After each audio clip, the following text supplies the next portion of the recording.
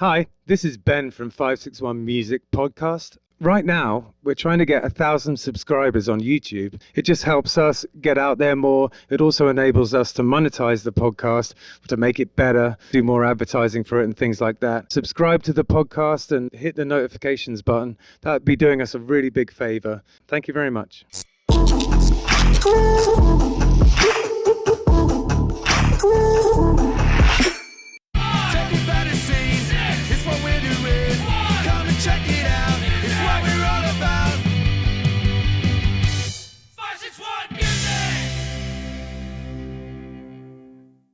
Welcome to 561 Music. My name's Ben. And I'm Hector. And how are you, sir? I'm doing good. I don't know why I'm singing. I'm just. You can sing. It's a music podcast. I'm just in a good mood today. Yeah, I love to hear that, man. Which is surprising, seeing as I left your pieces of your mic case at my house. It's like having children away from my house. Child's by name, child's by nature, I'm afraid. So we had a pretty fun time this weekend, didn't we? It was just you and I. Yeah, man. Yeah, it was a little weird and challenging at first, I think. Yeah. But we got through it. It was fun. Yeah, totally. I think Paddy Max, we really kind of reeled it in, you know? Yeah, for sure. Yeah, the sound was way better at Paddy Max. I think it was just because we were inside, so it was just fuller. It's not that it was better, it was just fuller. Yeah, totally. Yeah. And also, Ali Hayes, the Irish girl who played with us at Paddy Max, was amazing, wasn't she? She was absolutely amazing. I was teasing James. I was sending him pictures of Ali, and I'm like, James who? Yeah. No, she was just incredible. Her voice was something else. Oh man! And she was playing the fiddle with us, and then she said, "Can I have a go at your guitar?" And sat down and belted out 3 or 4 tunes on that. Yeah, and she tuned it into Dadgad by ear and just busted out some tunes. She was great. Yeah. That was pretty awesome, man. Absolutely. She's just a natural musician. I love your Halloween. I know how your Halloween was, but I want you to say it out loud and record it so everyone knows what a nerd you are. So we all played D&D with me and a bunch of my friends. Justin was there, and we all dressed up as our characters. It was a lot of fun. I painted myself blue, gave myself elf ears. It was loads of fun. I saw the photos, man. It actually looked kind of cool. I kept. We stayed home just because we wanted to see, first time in this house for Halloween. So. First Halloween in this house, so we wanted to see what the neighborhood was like, if kids would come by, etc. But at some point, like 10 o'clock or so, we were ready to go inside and start watching TV and hanging out. And I kept threatening, going, I should just go over. I should just show up and I had like a pair of fake vampire teeth, man. I almost put those in and it just showed up. That would have been legendary. Crashed the game, but yeah. Well, at some point, your vampire character will return. I will return. Yeah. No, it's good times. I've never really played it. I mean, I've always been kind of into that sort of stuff. I'm a voracious fantasy reader, Yeah. I was always into that stuff. But then when I found out there was a D&D group going, and I just couldn't resist it, man. I've never done it before, and I love it. It's so much fun. I do miss it. I mean, I did it for a while with you guys, and then I bowed out for a bit. I do miss it. It's hard for me to commit. It is a weird thing to dedicate time to as a 41-year-old man, quite frankly. Well, and to commit time to it weekly is just hard for me. Yeah. So, I get it, man. Yeah. I get it. Well, we got Brock Pilgrim with us today. How's it going, man? Gentlemen, thank you very much for having me on. Absolutely. Really appreciate it. Yeah, thanks for coming, man. You guys are the 561 legends. I don't know about that, but okay, we'll take it. Hey, man, just take it. I'll take it. So, we've been trying to get you on for a while, but it hasn't ever lined up, and finally we got you here. Stars have aligned. Yeah, it's perfect. It's brilliant. So, where are you from originally? Born and raised in Massachusetts. Okay, cool. Nice. And how long have you been in Florida? I just moved here almost, I moved here exactly 11 months ago. Okay, so it's really no time at all. It's been 100 miles an hour. Yeah, you just hit the ground running and decided to do music from the moment you got here, or? When I was in Massachusetts, I went to college for working on ships. Right. So I worked on ships for 10 years, and then What kind of ships? Everyone you can think of. Right. Wow. Navy ships, car ships, container ships. I'm an engineer for those plants, so steam plants, diesel plants, and gas turbines. All right. That's awesome. But it was great. It was an excellent, adventurous life, but I realized it wasn't normal, if we know what normal is. Sure. It's just this whole being gone for 4 months and home, it's home for an X amount of time, then gone. So I came landside 3 years ago, and I started doing landside engineering. But I've always been playing guitar since I was 15, kind of bastardized method of learning. Yeah. Kind of, our own way of attacking. Sure. And then at sea, I really, at sea, it was just me and my instrument. Yeah. And it's kind of how I made my music, too, because Right. my music has this ambient vibe to it that Sure. goes with the roll of a ship. Yeah. Okay. And so it's kind of I've built that up. And then coming landside, I've started playing things called the drummer and everything. And, I tried to feel it out, and it was great. But, I had 1 year in, and then COVID came and just wiped it all out. Sure. So I started playing on the street. Everything was closed. I went right on the street. Yeah, man. And So before we get into that, I'm just curious what your sort of upbringing was like when it comes to were your parents supportive of you playing music, and what kind of music did they listen to? my dad has a great ear. My dad doesn't play. I mean, he plays, so you can pick up the harmonica and jam. He had the guitar laying around the house that he was picking up, and I took it and just ran with it. My mother's, Motown and such from the 60s. My grandfather was a drum and bugle player in the Skyliners in New York. Oh, right. And so that's when I started playing. I started playing horn, and Cool. I'm just terrible at it. Right, I right. went to the baritone, and I was terrible at it. I dropped it, so by high school I was done. So the influence I had from my father, though, were classic rock, jazz, and Grateful Dead. And the Grateful Dead was in November, the 18th of this month, it'd be 20 years since I got turned on to the Grateful Dead. Oh, wow. You remember the date. Yeah, It November. must have been a big effect. November 18, 2002. Yeah, Wow. it was The day unbelievable. before my birthday. Oh, really? Yeah. It was unbelievable. But because I hated them. There's a couple bands I've said I've disliked. I'm right there with you with the Dead. I would- I didn't used to like them either, and it slowly kind of got chipped away, and now I like them. Yeah. I wouldn't say I'm like a deadhead, but I do like them. So using hate is a strong word for me, but I disliked it. And once I got to the show, Jimmy Herring was on guitar. I don't know if you guys really listen to Jimmy Herring, but the way he sent it. Second set, I was just like, oh my God. Then I put on the records to hear Jerry's work. Yeah. And that's when it started. That's my bastardized learning of music. I started learning from rhythm playing on Bob Weir's side. Yeah. Those jazz phrasings, and then hearing lead work, working my way to lead work. But Cool. that's what tied me to everything else, improv and jazz. Nice. And when I Yeah, got yeah. to see bluegrass and classic rock, Zappa. Yeah, man. But So you got a big, broad kind of net there when it Yeah. comes to the type of music you like. yeah, I definitely I vibe off creativity. Yeah. So Yeah, for sure. Yeah. yeah. Stuff that's kind of pushing the boundaries a little bit and Yeah. kind of heading out there into space. That's cool. So you said you were playing on the street. When you're playing on the street, what kind of gear do you use? How do you go about that? I have a couple rigs, but my main one was in one of my acoustic guitars, and as we're playing today would have been my setup minus the looper. So I'd have a classical guitar or an acoustic guitar, or I'd have a Telecaster, and I run it into a Roland Street Cube X. Oh, neat. I don't know how many watts she is, but it has twin 8-inch speakers in it, Okay. and it pushes sound quite well. And that's what I Cool. got during COVID. Does it have a battery in it? Has 6 AA batteries. Oh, right. I That's think it. Yeah, That's it does, cool. It does Oh, wow. well. And I carry spares with me, but The way that I used to do it was we got a car battery and an inverter. They're so Yeah. heavy, those things, though. But we just used to lug the car battery out there in like a little cart with wheels on it. And, that was... Because my main source of income for 3 or 4 years was busking in Manchester. And I did it all the time. I used to love it, man. It was a lot of fun. Yeah, you can really... you really learn a lot because it's just all those hours, that you're just there all day and all you're doing is playing. So I feel like a lot of my musicality got kind of honed out on the street there, it changed the way I played. Yeah. The not nervousness, but it's just like I'm just loosened me up, and I can do whatever I want. Is what Yeah. what it made, because also what I'm doing with looping and everything, and the improv on top of that, I just don't have a plan. It made me go into things without a plan and work my way out of it. For sure. Fight the Yeah. anxiety. Yeah. It's almost like how stand-up comedians talk, is that's one of the ways that they talk about when they've mastered their craft, that's it. Is you kind of get yourself into a situation, you got to talk your way out of it, you know, to make it work, make it pop, and it's kind of the same thing, you know, with busking like that. That's really cool.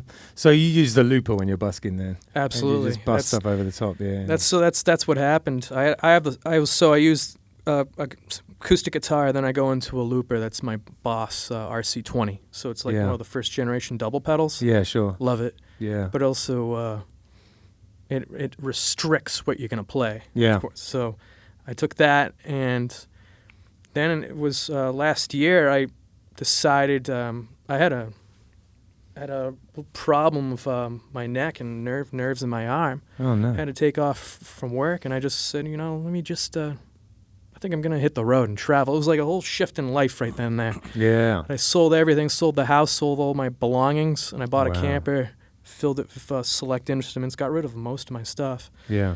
And then I took the looper, and I started traveling, meeting friends, and kind of like working with them, session playing, and then picking up an act with this bigger looper, the RC300, which I've had, but I've never really kind of laid down a format. Sure. It was under the gun. Yeah, actually, I'd show up to gigs, and I'm still doing it, like making stuff up. Yeah, sure. But I went at it. I started coming down the coast. By the time I got down here in December, I had my sets kind of mapped out with it. Yeah. And then, from what I've done here in the past 11 months, I go back to listen to the videos, just like where it used to be and now where it is now, like running with your melodies. So, yeah, it's always been, looping is my main deal. Yeah. I love it. Even though I'm in a band down here, Nip and Tuck. Right. Yeah. I love the bands, but also, too, I love gravitating to the looping. Sure.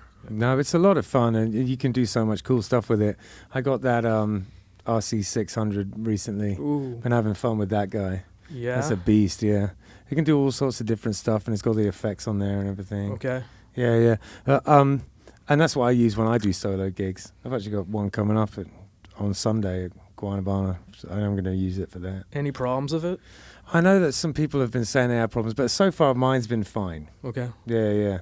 Like people say it does things like it'll just stop and things like that, you know, but mine hasn't been doing it, so cross fingers, I guess. Right.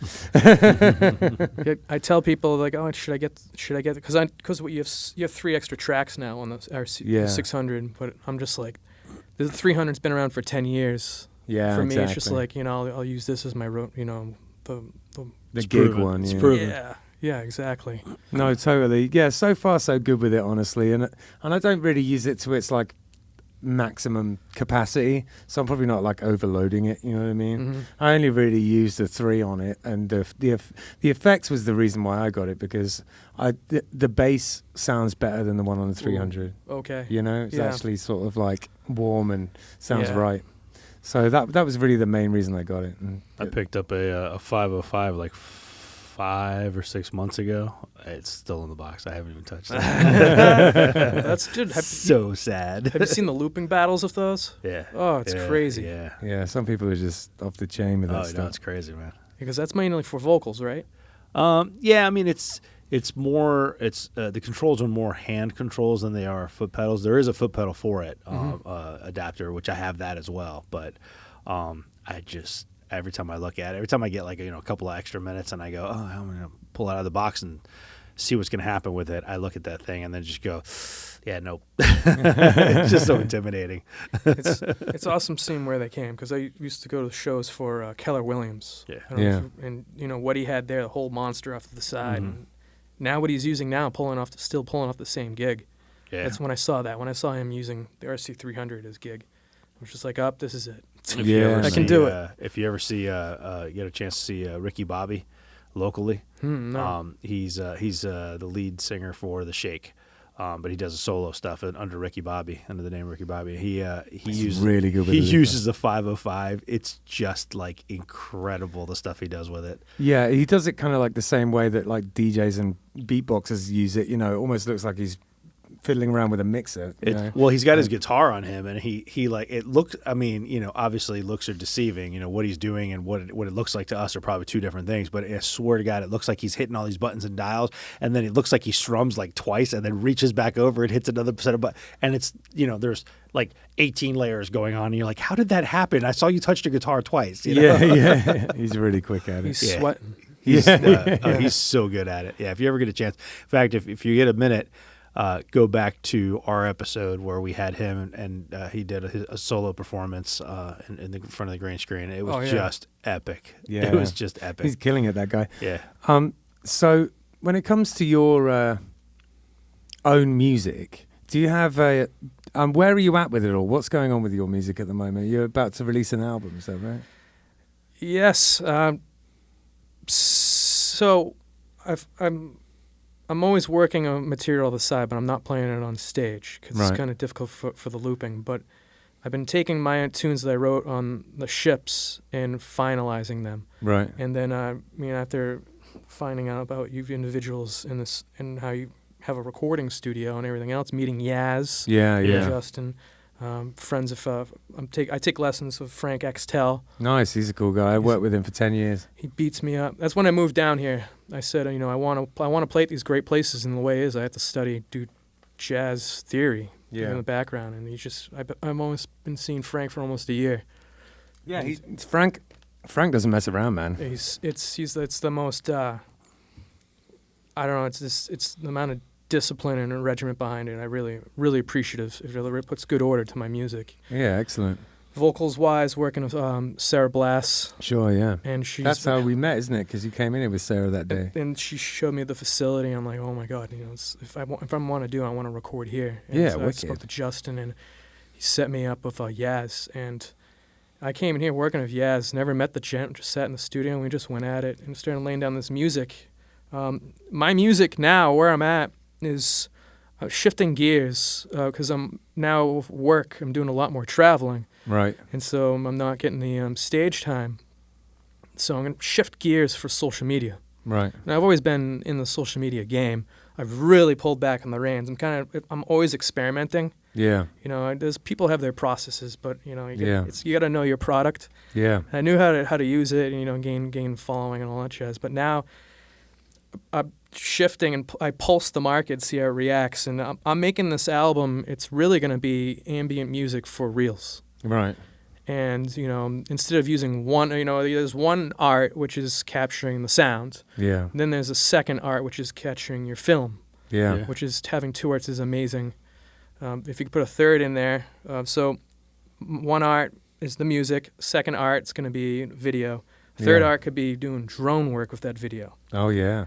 So that's what I'm going to be doing is I'm going to be making, probably for two months promoting, putting money behind it and pushing it out there, see what it does. All an experiment. Yeah. How much have you already recorded? It's a 6-track album. Right. And I have to put drums on it and then lead guitar, and that's... There is drums on the ambient stuff then? There will be drums and some, yes. Right, cool. Yeah, this live drums or...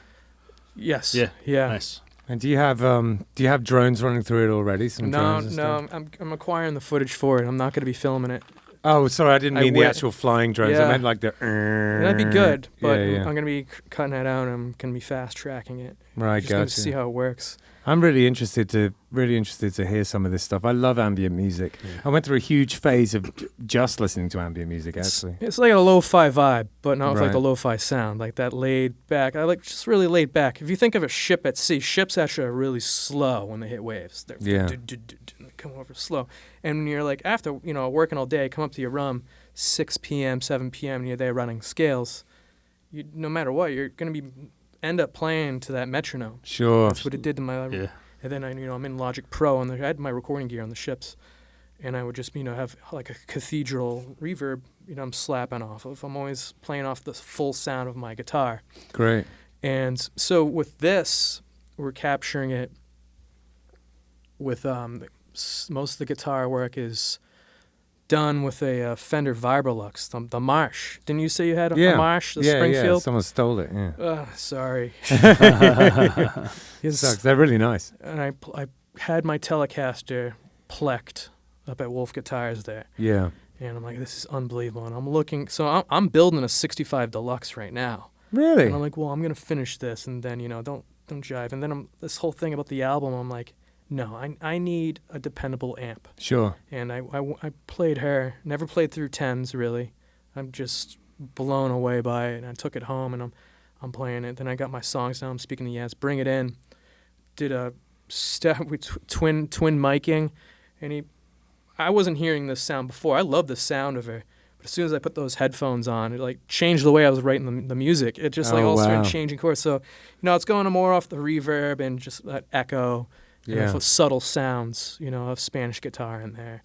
Nice. And It's interesting to be playing a nylon string guitar through like a Fender twin reverb style amp. Not her. No, it wouldn't be like that. That was just the Fender Telecaster. Okay, gotcha. I was going to say that. Yeah. It's awesome though. I'm so glad that you're doing it with Yaz, because he is just a wonderful musician, and he has this poise about him and this objectivity in the face of kind of the job he has to get done, which I've always really respected, because it's easier to not be able to see the wood for the trees sometimes with this stuff, but he has an ability to step back from it and see what is actually going on, which I really respect. Yeah, it's my first time working in a studio, so having someone there as a sound engineer, but having someone help you produce, it's great. Absolutely. Yeah, he has an amazing ear, so you'll be So he'll take it, like you said. He'll take a step back and he'll tell you, this, and then you go, oh yeah, I'm playing. I brought the bass in, and it's playing. I'm not a bassist, but I play bass. That's what I do with the looping scene. I bring the bass guitar and I just lay it down. But playing, I'm there playing the bass on my track in front of him. I'm like, I can only imagine what he's thinking. We're actually ran into two tones fighting each other, and they're the correct tones, but he's just like, you know what? Just right off his ear, he's just like, play the fifth on top of that instead of playing on the third. I'm like, okay, and kind of change that section of the song, and I'm like, oh, love it. He's got an unbelievable ear. Yeah, he does.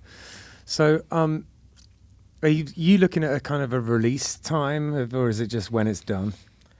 So it's not seasonal. And I'm not rushing it. Right. It's like I was able to lay those tracks down, get the bass, but I'm just gonna be collecting it slowly. I don't have a release time yet. Yeah. Well, I'm really looking forward to hearing it. Sounds really interesting, and maybe I can get a sneak listen from Yaz or something. I'm gonna give it a go. Yeah. But, So I think that I know the answer to this because you were talking about having lessons with Frank. But do you practice a lot? An hour, 2 hours a day. That's excellent. Wow, that's awesome. But it's like, I'm coming to the point now. Because I'm so regimented, now I have such a regimented routine. He took, I've been playing for over 16 years, but what I've done has just been terrible for, learn from a good theory, and his background at Berkeley, working with Vincent Berdice and such, all those folks, he just stripped me down and brought me up. So where I warm up, if I'm practicing, I'm immediately going through the circle of fifths with open scales. Yeah. And then I'm altering it. And then I'm doing the arpeggios. And then I'll throw in seventh arpeggios.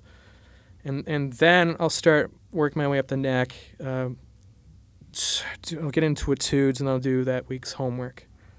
Excellent. But it's like, the problem is so much information, so little time to get done. So I've a stack of everything I've learned, but I can't practice it all the time. Or it's difficult to break it up through the week. Yeah.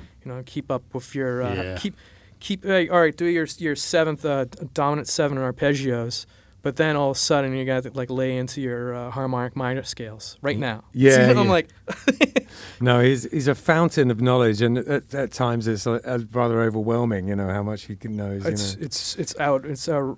It's outrageous. Yeah, there's only so many things you can practice at the same time too. Yeah. So I used to sometimes walk past his room, and he'd be doing really fast exercises in 15, 16. If you go it's crazy. Yeah, but he's awesome. I try to pick up that guitar for an hour a day. Yeah. I don't want anything to get in the way of it. I've claimed it after after making this a career, I made it an income for the past year and a half. Yeah. I don't want to give it up. No, I mean, once you got your foot on there, it's like it's different. I mean, I wouldn't know what to do with myself if I wasn't involved in music at this point. It's at a speed too. It's like, well, you can take a month off or this and that, but to me, if I take a day or if I take a week off, I am so friggin' behind with work. Catching up with the studies and everything else. I can't afford it. Yeah. So it's like college. Like I'm back at a little music college. So yeah, it's great. I might go and start lessons with Frank again, actually, because he's got a lot to teach anyone. It's just he doesn't even need an instrument in front of him. Just speaking to him. Yeah. Yeah. No, I've had the odd little lesson with him over the years, just because I work with him, so I'd sit down, chat to him, and I want to say round here, and just in terms of just raw knowledge, he's the guy. But there's this great thing called Practice Warriors that do you know Christopher Maloney? Do you know who that is? No. He came on our podcast. He used to run a place called Absolute Music up the road, but closed down. But now he has this website called Practice Warriors, and it's yes. Yeah. He's who did he play with too? He's all huge. sorts of different people. I'm sorry, I forgot his. And I played with him too at Vintage. He came and played drums. I forgot his full name. Oh, I can't remember. Yeah, he runs that studio up in Jupiter, the practice area. Yes. Yeah, that's it. Yeah. Well, yeah, Chris was great, and he has this website, Practice Warriors. You should check it out, man. It's really interesting. It's all about like how to practice. But the thing is, Frank knows a lot about that too. Just in terms of how you should do it. And I feel like practice method is almost as important as how much you practice, or what you practice. Yeah, exactly. Yeah. Do you guys have a routine for what you do? Yeah, I just don't do it. I just try and come in early for my lessons, and then I sit down, do some scales. I do the thing I'm meant to be practicing, that I'm trying to get better at, and that's usually what I end up having time for, honestly. Yeah. Yeah. But I'm sure there's better ways to do it, and I need to spend a bit more time with this Practice Warriors website, because that has all the secrets, for this stuff. So I caught you posted it on Instagram. You did a blip, and it's just him speaking of the guitar has to be out. Yeah, totally. And I'm traveling now. I'm traveling a lot, and it's being able to bring that guitar out in the hotel, being able to practice. That's another thing too. What am I traveling with? Yeah. Like beater guitar. I don't want to call them my guitars beaters. Yeah. But I guess that's considered a beater guitar. I bring that I put that in the check-in, and I have this other one, the tiny Martin I have. So what traveling are you doing at the moment? For gigs, is it? No, it's for work. Gotcha. I do risk consulting for power plants. Oh, interesting. Go in there and check what system it is, soybean processor, power production, whatnot. And we look at where errors could occur and how it could be corrected. Oh, okay. But I even though I'm away, I don't want to be away from. I keep pointing over there to my guitar. Yeah, people wonder, she's over there. Off camera, taking a breather. Yes, but it's like and then trying to work it out in a hotel. How do you practice in a hotel and all that? I had a friend of mine that used to travel a lot, and he had one of those tiny Martins, little travel Martin acoustic. It worked for him. Honestly, it's a Barbie guitar. Yeah, honestly, it worked for him. So he actually for a while. There was a little while that he was traveling, and he wasn't bringing a guitar. He was just bringing this like half-size guitar neck, like half-length guitar. It was just the neck, and no strings, no nothing. And he would practice his scales with fingering on this neck thing. Oh, really? Yeah, he would just sit there with one hand and practice this. Yeah, it was Who's weird. This? It's just for an old friend of mine that guy I used to work with like 30 years ago or something. Oh, right. Well, the other thing is going through the scales in my head. Thinking all the notes, like then and there. Think I do of everything that. with a key. And if I'm honest with you, I think I'm doing that like all the time. He's doing. I think I might be doing it right now. Yeah. And you're playing sax. You play saxophone. And you're really locking into it. When I think of scales, for years and years and years, I used to think of them as the sax scales, but it's switched over to guitar now because I'm playing it more. Oh, wow. Way more. Yeah. That's when I imagine a scale in my head now. It's on the guitar for sure. Yeah, it's sort of like dreaming in French or whatever. It like switched over. I can only imagine swapping the guitar, but yeah. So what's else we got here? So this is a question that I quite like asking, just because it's something that I had to deal with, and feel free to not even answer it at all. But when it comes to gigs and stuff like that, how do you feel about, like, how do you navigate all the sort of drinking and everything like that? Do you drink when you're at shows? I do not believe in it in bands. Right. Or if I'm doing it with a band. Yeah. I mean, I'm not an alcoholic. Yeah. But being around it a lot, it makes you want to have a cocktail. I assume, and everybody's social, everybody's there, your friends and whatnot. But no, for locking in, if we're going for that sound, I will not drink. Right. Now for my looping, for my solo gigs here, I'm playing for people drinking beers and eating chicken wings. Yeah. And sure. You're just up there. I'm not. As much as I am taking it seriously, I will have a beer. Yeah, sure. And there's really literally nothing wrong with that at all. That's not why I asked it. It's just, for me, it was something I couldn't control, so I ended up having to just knock it on the head completely. I went for health insurance because I didn't have left work and hit the road. I needed health insurance. Yeah. And it was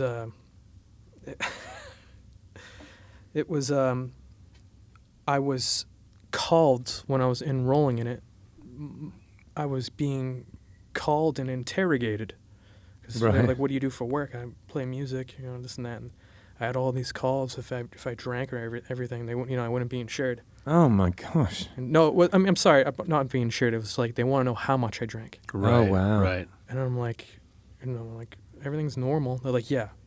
Someone's definitely gonna say that in order to just cheat and get insurance. So, oh my gosh. But it's definitely a reputation in the music scene. Because playing in all these breweries and stuff, they just think people are just wasted all the time. Yeah. But for the matter of rhythm and everything else, and locking into your sound, if you're the professional, not saying if someone drinks, I'm not calling them unprofessional. Just to me, I need the focus. Yeah, totally. I mean, I've found since knocking it on the head that just everything's easier, Like, I can play in time, you know what I mean? The only time I can't play properly or I forget stuff is I'm drunk, So I just don't do that anymore. I'll tell you though, when I was in other bands and stuff before Killbillies, I mean, I had a few beers. Sometimes I had more than a few beers, and it was always, well, let me at least have one or two to take the edge off or whatever, because I was very anxious and very nervous about playing in front of people, and it didn't matter if I had played that set or those sets of songs or whatever it was. It didn't matter if I had done it 1,000 times in front of that same crowd. I still got nervous every single time.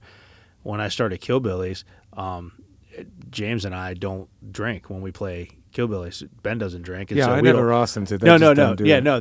He's never asked it. It was just more of a mutual respect thing, and also just we just didn't feel right sitting there pounding beers in front of Ben, and Ben's trying not to drink, so it felt wrong for us, so we just didn't do it.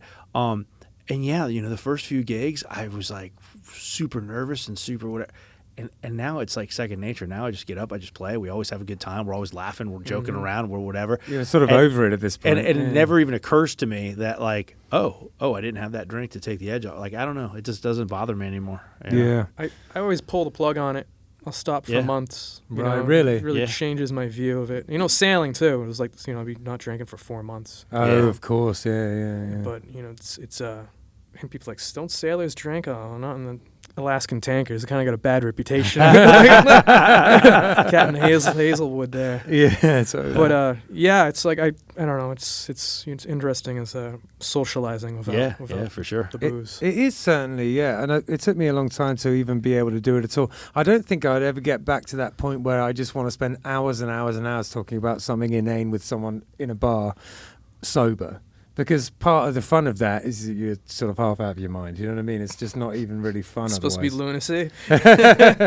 So if you just sort of stood there like, sober, I tend to leave a lot earlier than I would do otherwise. But on balance, I'm a lot happier. There's definitely a reputation, though. I mean, with musicians and stuff, there's definitely that reputation that musicians drink and musicians do other stuff and whatever. Because, how often do we play and people try to buy us drinks and we tell them we don't drink and they look at us like we're crazy? Yes. Like, what do you mean you don't drink? It's like, I love the Grateful Dead. Grateful Dead has a reputation. Sure. Yeah. I love Frank Zappa.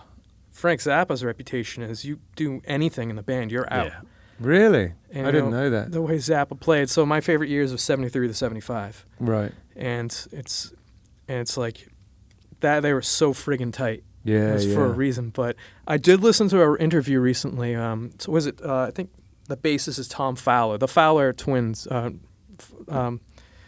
the Fowler brothers were in that band. Right. And there was a whole thing about them. If they did really well, they'd sneak off and smoke a joint after. But then Zappa found out on tour and like wrote a note to everybody. It's kind of a nice way he did it, considering what Zappa turned in towards the end of his career. But he put notes under everybody's door and not singling people out. Just like, you'll be unemployed if you do any of that in my band. Oh, wow. Well, there you go. Because I thought like everybody was cold, sober. Like, no, they like to have a little fun up the side, considering who they're playing with. Sure. Yeah, for real, man. But yeah. Well, I sort of respect. It's kind of a hard line to take, but I get it. I get why. You just wanted them to be the best they could be. Really, that's it. Yeah. And Yeah, and you got to. I can respect that. So, do you have a writing process? So that's how I learned music. It's diving into the books and getting into theory. Yeah. I had one where I was on these offshore tugboats, Right. crews of 9 people on board. Yeah. And I had one of those books I relied on were the Guitar Grimoire Oh, okay. and music theory, the theory book. Yeah. And in the first 3 chapters, people are like, what is music theory? And just look at the first 5 pages of the Guitar Grimoire. Yeah. And it's just like gets in like physics on music. Sure, So I yeah, love yeah. it. I'm addicted to it. Yeah. And I started taking it and I started doing these other gents on the tug were not into music. Right. So I just used them as my guinea pig for what I do. It was more like, do you remember on the schoolyard you had those paper things? You're like, what's your favorite color? They like fold it 3 times. Yeah. Boom. Yeah. Right.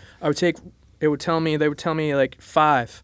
I would take 5 tone chords. Yeah. Or 5 chords within a certain amount of how many measures. I give them a number. They wouldn't know what they were doing. I'd just ask for numbers. Right. And this lottery led to songs. Oh. I would just make songs out of it, and it would be completely I love that. It's so creative. I love it. whether it's in the key, whatever we're dealing with. Yeah.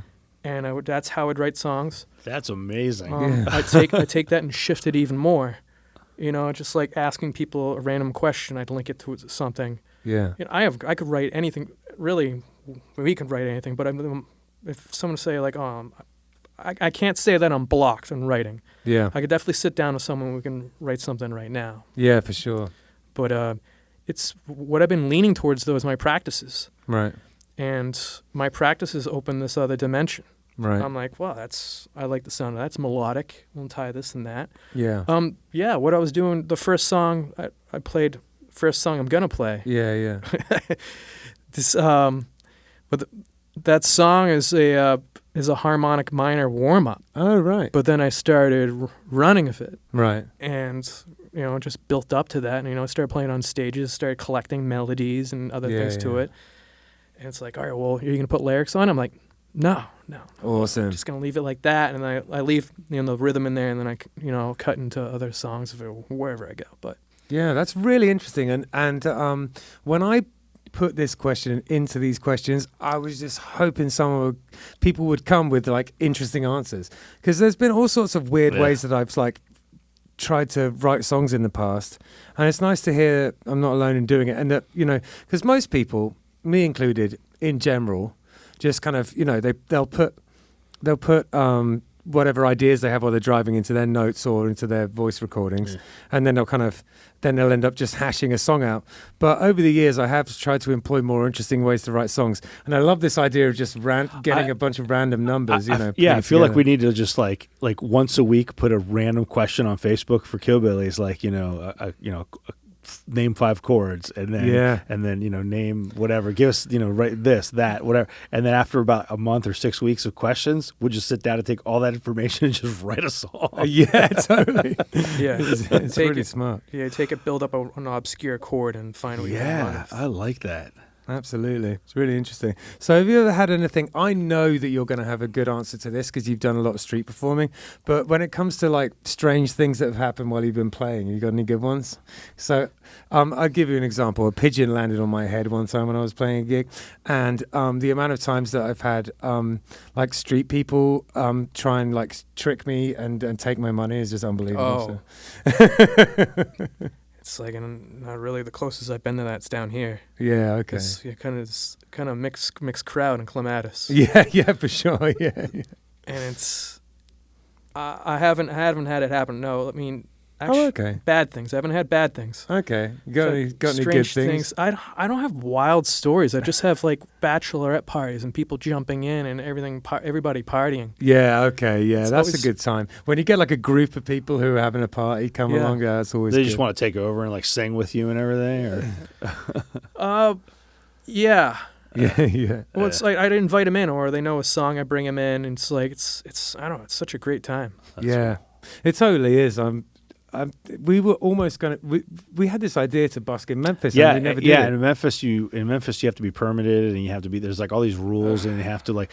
But I wrote to them before we went up there, and they gave me the permit. Like they approved it, and they gave me the permit, and so we were gonna do it, but when we got to Memphis, it was just go, go, go. It was like gig, record, record, gig, record. And then all of a sudden it was time to leave Memphis and we hadn't done it. So it's like, what's the point? Yeah. Well, I think that we were quite tired too. We were burning ourselves out at that point. Yeah, there was a limit, it's a shame, but maybe we'll get to it another time. Yeah. But, with our music too, it works really well for busking because you almost don't have to amplify it. You've got the stand up and the banjo is so loud. Yeah. You don't need to amplify a banjo at all. If you listen to the room mic from our recordings, it's 99.9% banjo. Yeah. Your one's on TikTok, right? Yeah. You guys are new on TikTok, right? Wasn't within this year? Yeah. We haven't been doing it that long. We've got so we have a social media person. Danielle helps us with it, and it is really Danielle Michaud. She's great. If anyone needs someone to do their social media, get in touch with us, and we'll point you towards Danielle. But not too many people because we need her to do our stuff. Yeah, but she's really, really great, and it's a game changer actually. Like I mess around on social media, but the important thing of it is consistency. You know what I mean? Yeah. You want stuff to be coming out that makes sense, is intelligible and informative and regular. You know what I mean? Bam, bam, every day. And my stuff is just gibberish that I say when I'm bored at home. She's good at it though. She'll schedule stuff like every Monday. The schedule for the weekend is like, hey, coming up this week is this. Like every Tuesday there's something specific. Every Wednesday there's something specific. Like, she's got she does a really good job. She does it. She does it for the band and she does it for the 561 Music Podcast. She's really good about it. So how have you found How have you found the South Florida music scene since you've been down here? Oh, it's been wild. It's been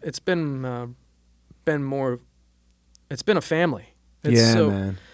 Up north, I want to say, there's some amazing musicians coming up in Boston with Berkeley, but they also have the scene. Yeah. They're great players. Rightly so. They have all the good venues. Yeah. So the ones that are available kind of have their niche, or, they have a click. Yeah, sure. For a reason, if you're going to come in and strum. Yeah. So coming down here, first there's open mics everywhere. Yeah. Did not have that. Yeah. So being with open mics and then being able to network, this amazing network we have here. Yeah.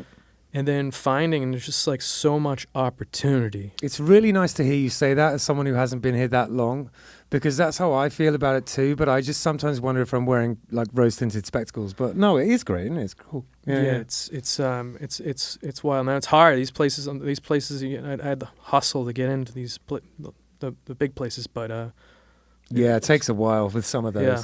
There's certain places that I still haven't been able to play at, and it just drives me nuts. But I'm not going to say them on here. But I know which ones those are. But no, I really like it too. I'll shoot them another email after the podcast. Where do you live? So I was down in West Palm Right. for 7 months, and then I just moved to Lake Park. Oh, you did? Oh, nice. Okay. I just moved to Lake Park. I was in West Palm for my entire life. Oh, really? And I just moved to Lake Park in there you go. March.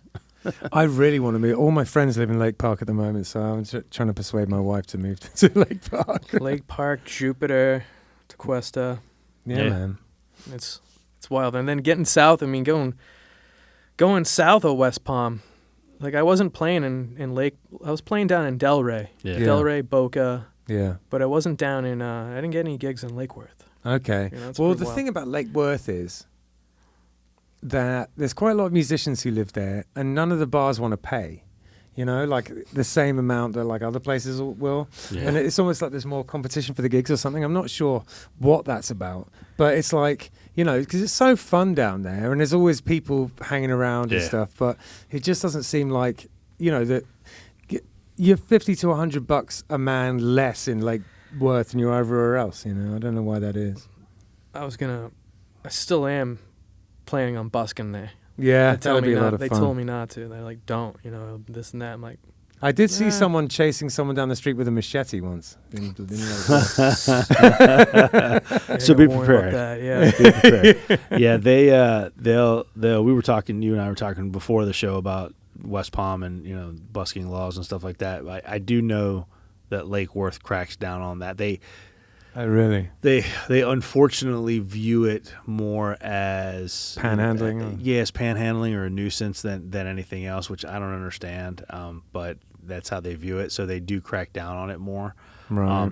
I don't know how it works or what the manpower is down there to be able to get rid of it. I know that they're under the sheriff's jurisdiction there. They don't have their own police department, so they're under the sheriff's jurisdiction. So I don't know if they have a lot of manpower for that kind of stuff or anything, but they do crack down on it. So I feel like it's one of those things that you can't have a blanket rule, because certain people, when they're busking, are improving the environment, you know, and certain people are just awful and detracting. Yeah, from but it. how do you So pick you've got to and use your choose, though? judgment. You know what I mean? But how do you? But you know, as a lawmaker, though, you can't say you're allowed to busk because you're good, but you suck, so you can't busk. Well, I mean, the but law can't say that. Bobby on the beat can though. They can exercise judgment. They're human beings. you know? True. Yeah.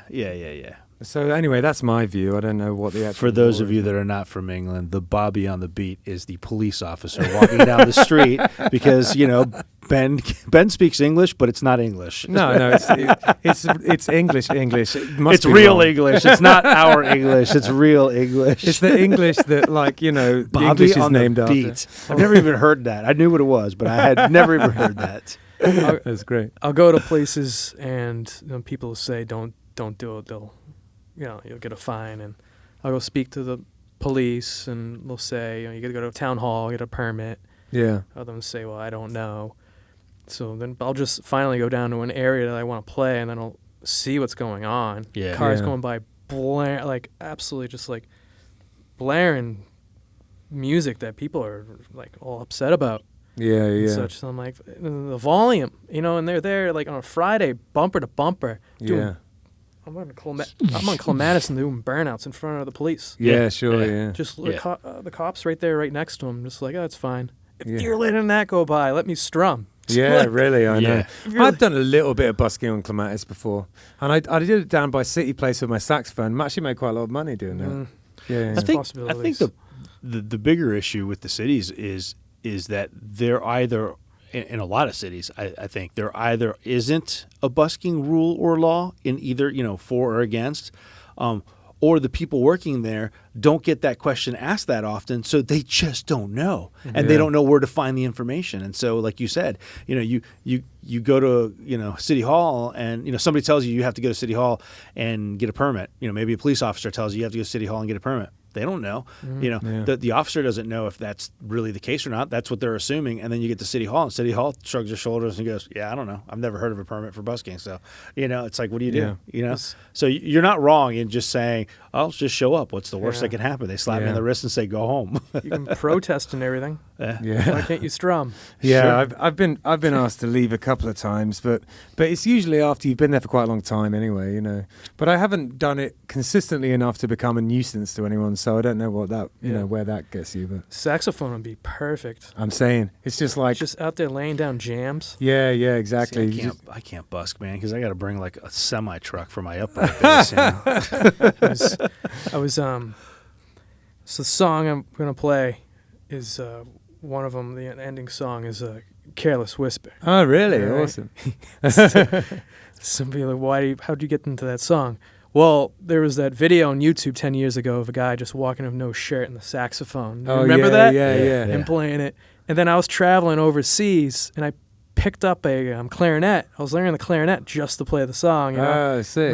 And then I made my way up. I remember traveling hostel to hostel with this clarinet, trying to learn how to play it. And I met the saxophonist in Glasgow, Scotland. Really? And he's there all ready to go, right there in the main strip. And I'm like, £5.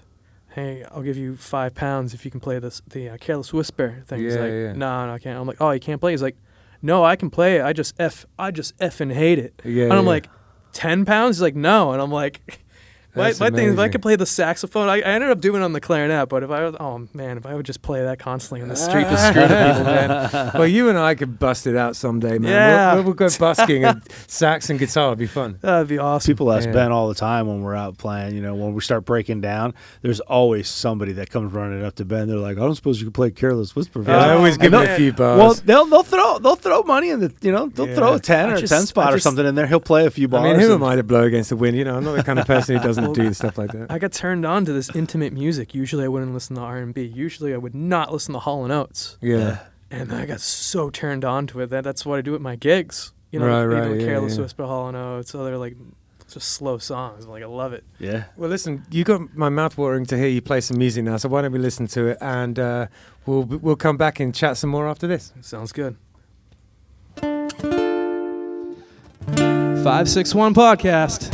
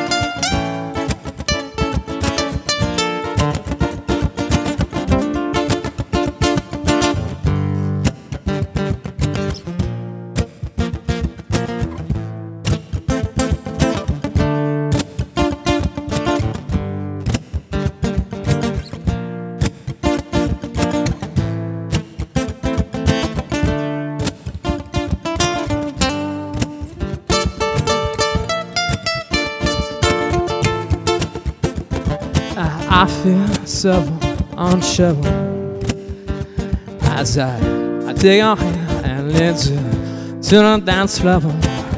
As the music dies, there's a look at eyes that brings on a silver screen, and I'll let say goodbye. I'm never gonna dance again. Guilty feeling, got no rhythm. That's easy to pretend I know you're not a fool.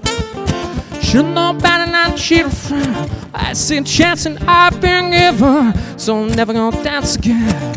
Why dance to you?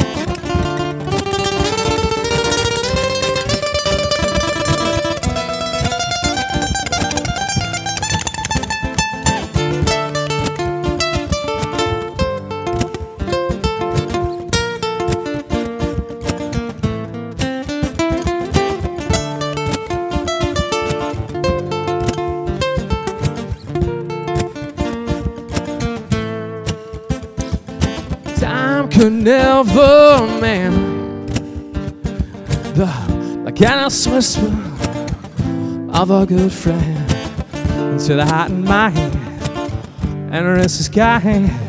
There's no comfort in the truth. Back is all you'll find. So I'm never gonna dance again. Healthy feeling, got no rhythm. Don't cease it to pretend I know you're not a fool.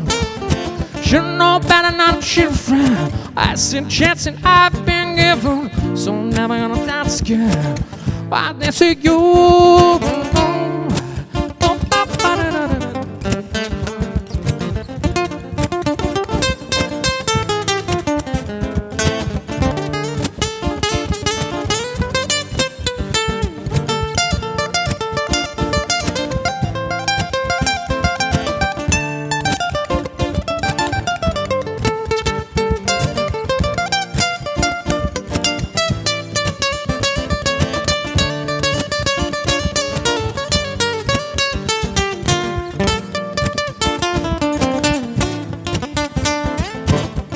Music seems so loud. I wish that we could lose this crowd, but man, it's been this way. I just not the things to say. We could have been so good together. Could have danced is not forever. No one's gonna dance to me.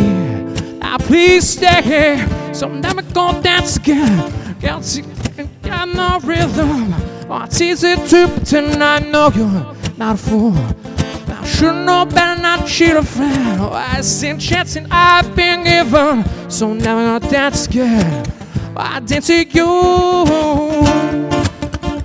Oh, never found you.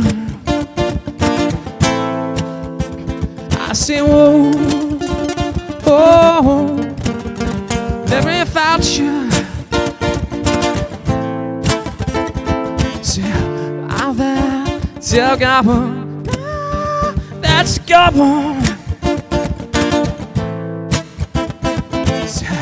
Lava, till Gabon, that's Gabon. I'm gonna leave her, baby.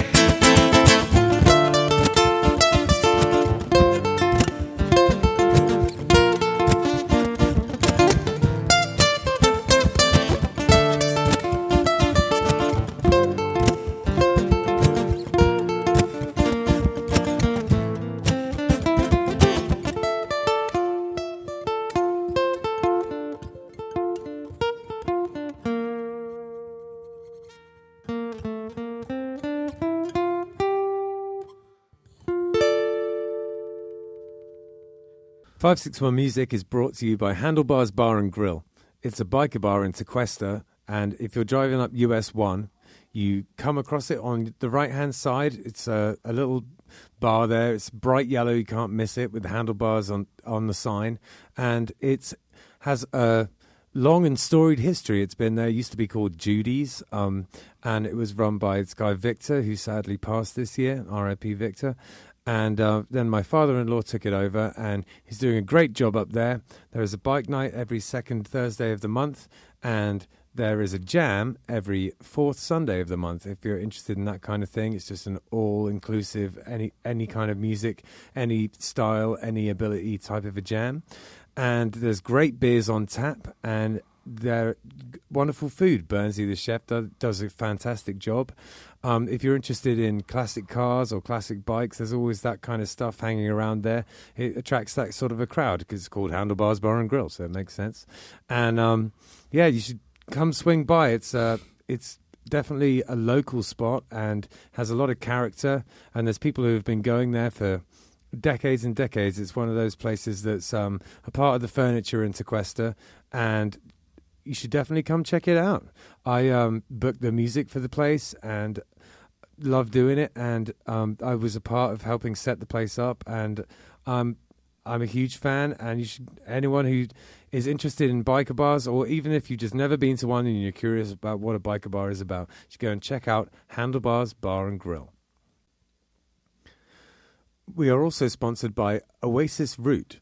Now, Oasis Root Kava Bar is in Sea Grape Square on Indiantown Rd, and it is a kava bar. If you don't know anything about kava, it's a Polynesian root that you grind up and you mix with water, and it has been in Polynesia for potentially thousands of years. It's an old thing that they used for kind of ceremonial and also sort of leisure purposes. It's meant to be something where, that brings people together. You all take a shell of kava and chink them together and say bula and have it together like that. It's meant to be something to bring people together. It's has a kind of an effect, which is, I guess, a kind of a slightly warming effect. It just kind of makes you feel nice. It's not particularly intoxicating. It's not like drinking alcohol. So the atmosphere in a kava bar is sort of like a cross between a regular bar and a coffee house. It's pretty chill in there. You get all sorts of different types of kava bars. Some of them are more like a club, there's sort of like blacklight and EDM playing, and some of them are more like a cafe. This is one of the cafe type of ones. It's super chill in there. If you're looking for somewhere to, I don't know, maybe go and do some work on your laptop or go and have a chat with friends, it's perfect for that kind of thing. There's a foosball table in there if that's your jam, or baby-foot as they call it in France. And Jim, the owner, is a really cool guy, and he has very kindly sponsored our podcast. So thank you very, very much for that, Jim. They also do a poker night in there, all sorts of things going on at Oasis Root Kava Bar. 561 Music is brought to you by Live Music Community. It's the place that we're recording this podcast in right now. It is a school, but it's also a recording studio and a live streaming venue, and we can do all sorts of different things here. If you have any kind of project that you're trying to get off the ground, then we can film you and help you put together an EPK and record a demo for you. We can even record, full albums if you want. We have all the resources here. We have a green screen, so you can do interesting music videos and stuff like that, and some great equipment, some really nice Blackmagic cameras and proper recording equipment. But really the thrust of the place is that it is a school. So the main thing that we do is help young musicians from as young as 5 to really all the way through to adults, but we focus mainly on the young people, and we help them learn what it's like to be in a band. So we get them together and teach them all of individual lessons, but also in groups. And when we teach them in the groups, it's not just a question of teaching them how to play a whole load of covers. We help them learn how to write their own songs. We encourage them to make merchandise. We teach them of the things that could go wrong when they're at a gig, and all of the little things that you wouldn't necessarily think of that go into what it's like being in a band and how to be a band and how to be professional. And it's great. We've seen great success with these kids. They play fantastically, and I think not only is it a good thing for people who want to be in a band, just the life skills that go along with it in terms of working as a team and the courage to stand up in front of people to do something are invaluable. And we see these kids grow into amazing young adults. We've had a wonderful time doing this and really enjoy it. Justin, who runs the place, Justin Hucker, is a really inspirational leader of young people, I have to say, and I really enjoy seeing him work with them, and I'm proud to be one of his members of staff. We have it's Yaz and me and Justin and Mike Scott and Corey and Ryan are currently the members of the team, and we cover all the instruments. A few of us are multi-instrumentalists, and then we have Ryan, who pretty much focuses directly on drums. We've got pretty much everything across the board when it comes to teaching you how to be in a band, teaching you how to play your instrument, and yeah, so that's Live Music Community.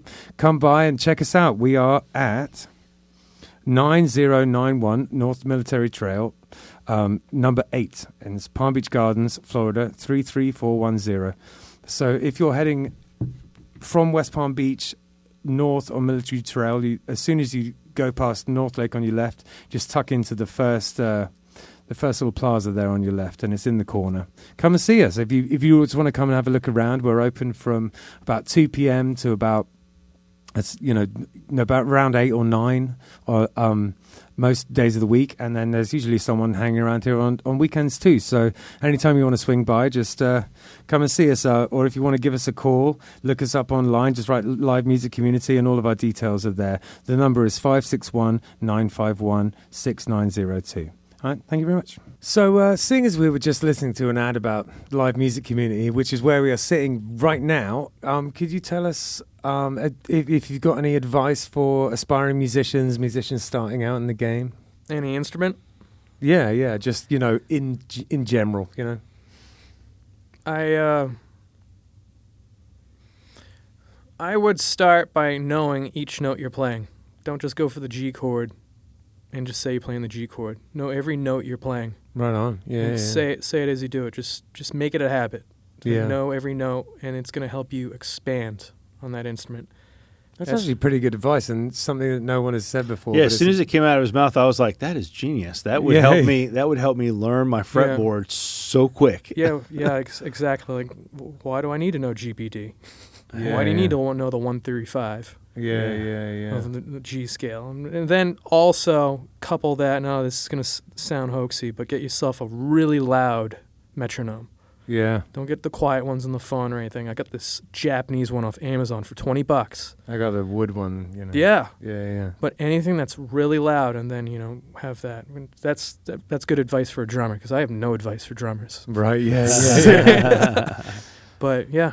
No, that's cool. Yeah, start by knowing every note. I mean, it seems obvious, but actually it's great advice. Yeah, totally. And it's something that I try and do with the younger kids too. While their brains are like sponges, I try and get it in there, Yeah, that kind of base level theory stuff. So, you just played us a couple of real cool tunes, a sort of a medley. Could you tell us a little bit about that? Tortoise in the Hair. And okay. It was doing warm-ups on the D minor harmonic scale. Yeah. And then along with its chord melodies. Yeah.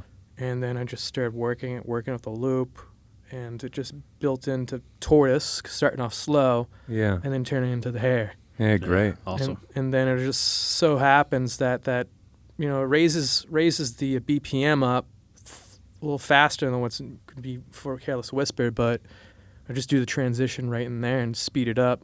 Do you ever do anything that changes speed with the looper? Have you ever messed around with that? I mean, I haven't, and I just wonder if it's even possible. I mean, can you pull back on the pedal? Can you change the speed of the loop? I've never done that. I'm gonna say no. Yeah, I don't think you can. I'm gonna say no. Yeah, you could change the key. Okay, gotcha. Yeah. Yeah. Right. Yeah, I don't know about yours. If maybe mine can. 'Cause I had this whole thing planned out in my head before I bought it. Right. I didn't know the first loop you put in, those the measures are your limitations. Yeah. If I lay down 4 bars, my next loop I put in has to be 4 bars when they're in sync. Yeah. But then they're like, oh no, you can unsync the three sections. Yeah, that's when I start getting really confused. I lose track of where I'm at if I start messing around like that. Well, the problem with that is, and I don't understand it, why they have it then, because they don't lock. And yours might do it, because if you take them out of sync, you can make one longer. So my point being is, I do a quick set of drums, right? 2 measures of drums. Yeah. And then be able to do 16 bars. Oh, you can music. do that. You can do that on mine, but you have to start with the shortest one. So if you start with the shortest one, you can do ones twice as long, 5 times, however long you... And still be able to put the full 16 bars in? Yeah. Oh, that's unbelievable, because I can't do that on this one. Right, yeah. Oh. So if I start with the drug... There you go. You got to get a drug dealer. He's going to run out and buy a 600 bar. No. I'll lend it to you if you want. Damn, this one's free. First one's Does anybody free. want an RC300? Lightly used. I might buy that. I might buy that and sell the 505, and then I'll stare at the 300 in the box for a few months before I decide to change it for something else. You don't have, because my thing is I have to stand there in front of everybody laying it down, and they're like, "Oh my god!" To me, it's boring. It really does bore me, locking me in there, doing this. Sometimes, that's when I get experimental during the songs, going out, shutting things off, twisting it around. But for what you're mentioning now, I'd put 2 measures down of slap. Yeah. Maybe crossover. I have a crossover for my mic that goes right into it, and I'll start doing percussion. Yeah. Maybe lay down a little. Don't lay down the bass, because we just want to get the percussion in. Yeah. So we have our 2 measures in, and then I'll play my 16 bars when I'm singing to them. Yeah. And I'll lock in. I'll be recording that whole time, and then when I put stop and loop, I'll get into my solo. Yeah, exactly. The only thing that I can't do is I can't sing while I'm playing my first thing because I have my mic running through it. But what I think I might end up doing is have some. I have done it before. Is have 2 mics because I like doing the beatbox, into it. But if you have 2 mics, then you can sing while you're recording the guitar. But if you've got the mic plugged in, you end up recording the guitar and the vocals, both of them. One question. Yeah. Do you do any effects to your vocals through that pedal? No, the only thing that I every now and again I'll put some delay on it. Then I have your resolution. That's exactly what I have. Same problem. Right. I had double mics. I had problems with it going through it. I never wanted it to go through there because it was going to limit. To me, it was going to put resistance on the signal. I wanted a clean, sharp signal. Sure, yeah. So what I do is I have an XLR AB switcher. Ground unit. It's the best thing ever. Yeah, okay, that makes total sense. Because the other thing too about is having a hot mic when you're looping. If you're putting percussion down, this picks it up. Yeah, sure. I fight that. I have certain songs. This has got a noise suppressor on the mic, so it's got a gate on it. From the looper. Yeah. Oh my god. Yeah. I need this. He's definitely buying one now. Yeah, there's songs I have to change because the rhythm will be caught up in it. Even though I'm gonna drop the rhythm out, keep the drums. Yeah. It's just like the drum track will still have you hear the rhythm like a ghost. Yeah. So I hustle harder on the guitar the whole song so you don't really hear the ghost. But that A/B switch is genius. Yes. Well, seeing as we're talking about gear, why don't we take a look at? I think you brought in a picture of your setup, and we can take a look at that. Yeah, okay. Why don't you tell us a little bit about what we're looking at? That's like phase 3 of the system, having my own monitor. That's Nice. at ER Bradley's. Okay. Under the Tiki Oh Hut. yeah. Oh yeah, it is. Yeah, I see. And it so if because I want to go up there and point in the screen for you. But coming out of the guitar, I love that guitar. I was gonna bring it here when I heard about this. I went to go change the battery in her, and I broke the positive terminal. So I'm like, that's why I brought the classical today. I would have brought her, but I love that humbucker and piezo can come out in stereo. Awesome guitar, awesome feel in the neck. It was one of the best guitar purchases I've ever made. I come out, and there goes to that square black pedal, which is your power wah, Morley power wah. So okay, it's awesome. It swaps. I mean, the wah quality on it is all right, but it acts as a volume swell. Oh yeah.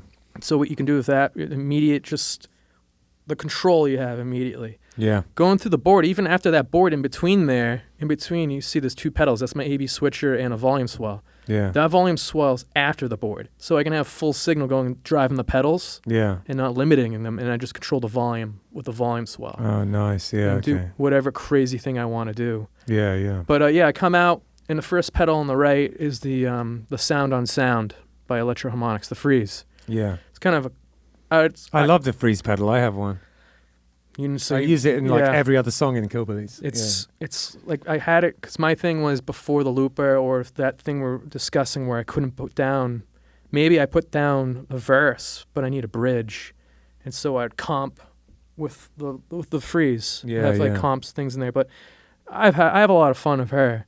Yeah, for real. Then it goes around, and right now it's set up. It's set up into the blues driver, Yeah. and I use that as like a boost into the super overdrive, the yellow pedal. Okay.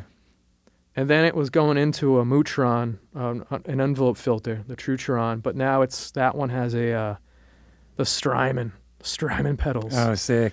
Yeah, yeah, they're great. The Strymon Flint. So that's reverb and the tremolo. Yeah, It's wicked. Awesome. Yeah. And it's like the tremolo, comparing that and the Vibrolux, they're almost the same. That's an amazing pedal. Yeah. But having that, so I have reverb on the board.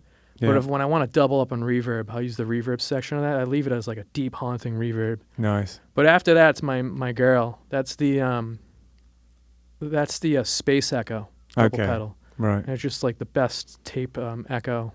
Yeah, neat. Come out, go into the volume swell. Right there is your switch box for the microphone, Yeah. looper, and then you have your external pedals. I use that for canceling out loops immediately without having to hold the stop. I'm gonna get an AB switch for my gig on Sunday. That's how to do it. It's pricey because of the external power and everything. I think they run at 200. Oh, really? Change, but I'm telling you, Interesting. I don't know. Give it a shot. Yeah, yeah. I got mine here. I'm not going to be using it anytime. Take mine for the gig. There you go. Yeah, right on. That's amazing. Yeah, I run that. It goes into the mixer. That mix is the same as yours. Okay. I love that. I love that mixer. Yeah, yeah. Then Great. I love those speakers. Like, I'm a huge fan of the QSC K12s. I tried getting one, but the supply chain and everything, Yeah, they have the K.2 now or something like that. Well, so it's a little bit different. So I went down to these that are half the price, the ZLXs. Mm-hmm. Right. It ended up being my favorite speakers. I swapped the QSCs, but this thing has like such, I don't know, the spectrum of the speaker. Yeah. I'm just hooked on it. Yeah, Yeah, man. Justin has these ZLXs in the studio, and I had one when he was at his other location. I had one that I was using for some stuff, and I ended up switching to the QSCs, and then I gave him the ZLX, I think, and so I switched over to the QSCs. I had gotten the K10s. Yeah. Same. It's essentially the same thing as the K12. It's really just the cone. Where it pushes the sound to, basically. There's same wattage, same everything. So, but man, we used them for forever. I used them for forever for all sorts of stuff. Then Killbillies, we were using them for probably the last 2 years. We've been using them for front of house. I love those things, man. Yeah. They're so amazing. They are. They're great. What are you doing for low end? You have the Well, so for low end, I was actually running a bass amp. And then, for small venues, I was running a bass amp, and once in a while, we actually would run Bring the sub in. we would run the kick drum back out of the board and back into the bass my amp. bass amp. Yeah. Yeah. But eventually, for bigger things or for outdoor stuff, I have a Yamaha sub, big one. It's like, was it 15 or something? Yeah. Perfect. And so it's great. It's amazing, and it sounds really great. It's just that it's the size of this room. I mean, and it's heavy as hell. Yeah. So we just recently switched over to was it the EV M50? Sounds right. Yeah, EV M50, and it's a small sub. It's like the small. Bose tower, It's like a 10-inch. Okay. It's like a small 10-inch sub, yeah. and it's got the tower coming off of it. Yes. And it's got 6 tweeters on it. Mm-hmm. I got to tell you, we run one of those in a lot of the small venues we play at. It sounds amazing. We run the whole band through it. Yeah. Everybody through the board. Nobody has amps. We get plenty of. We get more bottom end out of that than I did out of my bass amp. Yeah, and honestly, if we need to expand it, we just throw up another main. We just use one of the speakers, one of the our Q10s, yeah, Q10s, K10s rather. Yeah, yeah. When I was talking about coming down here and like adjusting to the area and open mics, I ended up.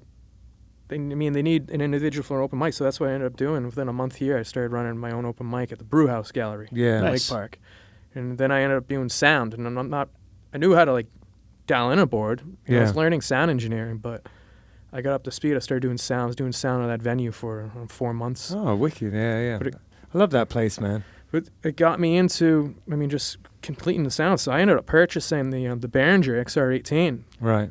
Have you I've got one of those. Oh my lord! Yeah. What- It's so capable. I think the reason we don't use it at gigs is because it's just like if something goes wrong, you're on your phone trying to figure it out. So I mean, it's a lot easier to have knobs in front of you in that situation. Emergency, like an e-stop for cut the monitors now. Well, it's good for someone else to run your sound, but if you're running your own sound, it makes it a little more cumbersome having to fumble around with some digital stuff. I found it fine for solo gigs. It's just an extra layer of like confusion when it's the band gigs and we're up there. But do you use yours for solo gigs?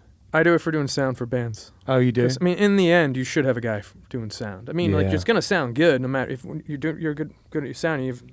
It's gonna come out great. But having a guy out there you can't hear yourself out there. You don't know what it sounds like out there. And it's night and day sometimes. So it'll be me and a laptop, but also going around the whole venue, picking up the sound and what I'm missing. Yeah, no, those Behringers are great. I think they're not necessarily. I don't find the interface like particularly intuitive, but it's like once you learn how to use it, it can do anything you want. It's great. Yeah, it's pretty. I think it's like an antiquated setup, but it's like it's an onion once you start getting into it and building it up. And it's working with other artists, picking up their programs for it, flashing, and then building up my programs. It's been enjoyable. But wicked, man. I can't go back. I can't go back to a regular board for doing big gigs and everything. Sure, yeah, I bet.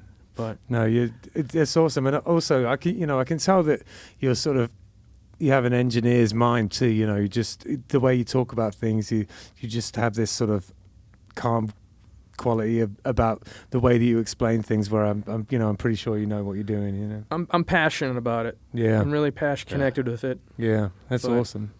So, have you got anything coming up? Like, is there anything we should look out for? Where's your next gig? I don't. Well, it's Nip and Tuck would be who I'm playing with, and it's still on ice right now for this season. Okay. We had some incredible players in that band, and they're going to be playing elsewhere. So. Gotcha. But for me, solo right now, no, everything's kind of shifting right now. Right. Everything's with work. So like my targets of like promos and everything, what were gigs. Yeah. I'm now changing it to practices. Okay. What I use is challenges. Yeah. And people, that's been the thing. So no, I don't have any gigs coming up right now. But I was doing it played last week. Sometimes I sit in with some really good friends playing gigs. But nice. No. All right, mate. Well, I'll keep an eye out for you. And the next thing that comes up, I've got to check you out. The Killbillies have got. So I'm Island Route on my own on the 4th. That's Friday. Yeah. Yep. And then Saturday Lost Weekend's been cancelled now. Oh, okay. So the next, and then I'm on my own at Guanabana. Weird weekend. That's weird. Yeah. I'm off this weekend. That never happens. I know. Yeah. I'm not going to know what to do with myself. Yeah. Wow. Okay. Maybe I'll go busking in Clematis. Yeah. But next weekend we got that festival, haven't we? Oh yeah, the next weekend is crazy, man. The next weekend we're going to Brooksville, Florida, to play at Riverhawk. Yeah. Riverhawk Festival. We're playing the main stage on Thursday at like 7 p.m. Then Friday we're playing the stage again at like 2 p.m. Playing another set. And then we're hustling out of there, and we're driving over to Vero, and we're playing at Kilted Mermaid that Friday night. Yeah. And then Saturday we're playing at O'Shea's. Yeah. And then Sunday we're playing Farm to Grass. So that's all not this weekend, but next weekend. So yeah, we have 5 gigs in 4 days. Yeah. I think James and I have 6, and we just Square Grouper. No, do you have Square Grouper that week? Yeah. Holy crap. I know, it's going to be bananas. Wow. Good times, man. Good times. Yeah, totally. Be a good money weekend, though. Yeah, absolutely, dude. Absolutely. Well, thanks so much for coming, man. I appreciate it, gents. It's really an honor. Yeah, absolutely. Yeah. Great having you, man. Yeah, good to meet you. Some fascinating stuff in there. I'm going to enjoy listening back to this. There's some stuff I want to hear again because, I want to be able to remember it, what we talked about. And I was just thinking to myself as we were all chatting away, one of the things I really used to love to do is listen to my guitar teacher chatting with his friends. I always used to find it really relaxing. And that's basically what this podcast is. Basically. It's just like music guys just chewing the fat. Yeah. Without the competition. Yeah. There's nothing wrong with that. No, exactly. And, as always, everybody listening and watching, 56music.com will take you to the podcast. You can listen to it. There's links there to go to YouTube. You can watch it. There's links there for donating. There's links there for sponsoring. Hopefully shortly we'll say in the next month or so, I'll start updating links in there for the 561 Music Festival in April. Yeah, man. And yeah, man, trucking along, doing our thing. So like, subscribe, and send money. Absolutely. I'll see you later, guys. Yeah, thanks. Peace out.